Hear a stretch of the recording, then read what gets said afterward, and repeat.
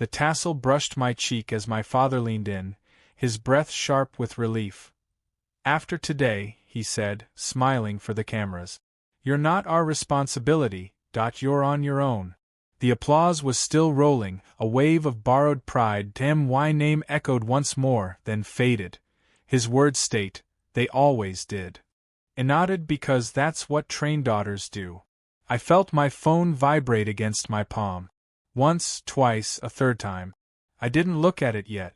I was too busy watching my mother straighten my sleeve like she was wiping fingerprints from a crime scene. "You'll be fine," she said, already stepping back. The phone buzzed again, louder this time. I inhaled, and that's when everything tilted. They taught me early how to disappear without leaving the room, how to nod, how to agree, how to be grateful for scraps dressed as lessons. My father believed independence was a punishment you earned. My mother believed love was conditional, renewable only with obedience. They funded my brother's detours and called them exploration. They funded my silence and called it character. When I built things, real things, they called them hobbies. When I asked for time, they called it entitlement. I paid me way through school quietly, scholarships, consulting, nights that ended with sunrise and caffeine. I never told them about the company, not because I was afraid, because I was patient. Betrayal doesn't always announce itself. Sometimes it wears your last name. The phone kept buzzing. I knew who it was. I also knew timing mattered. My father shook hands with the dean, already telling a story where I wouldn't appear. My mother scanned the crowd for witnesses.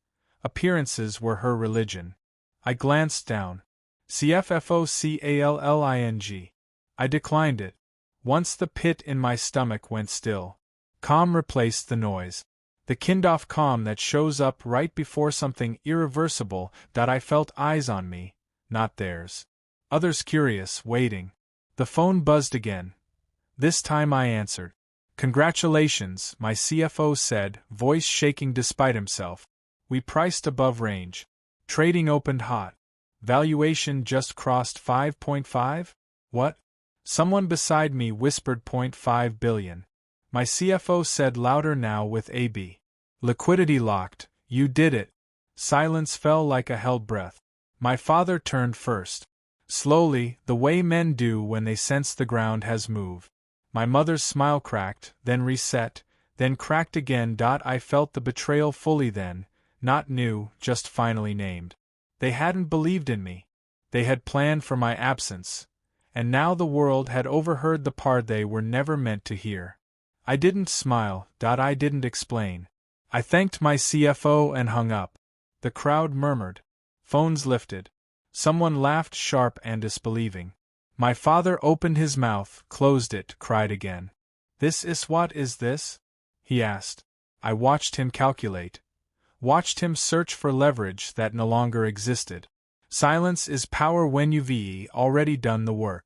Years ago I learned how to move without sound, how to structure ownership, how to protect control, how to let people underestimate you while they sign themselves out of relevance. This wasn't luck. This was timing, precision, and restraint. "You're joking," my mother said. I met her eyes for the first time. I didn't soften mine. "No," I said, "I'm done." My father laughed too loud. "Well," he said, clapping my shoulder like he'd earned the right. "Looks like you won't need help after all." I stepped away from his hand. "You already said that," I replied, "remember?" His face changed. Just a flicker.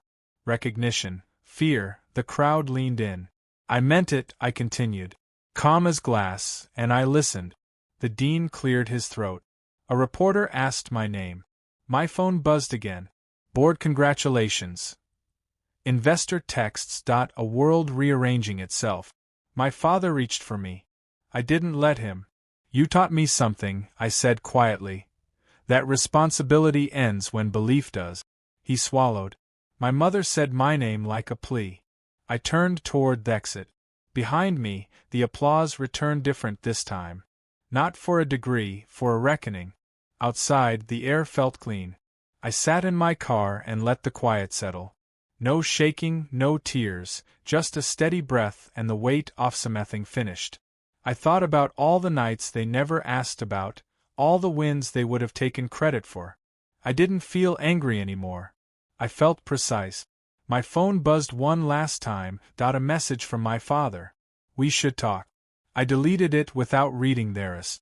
After today, they weren't my responsibility. I was on my own, and I had never been more prepared.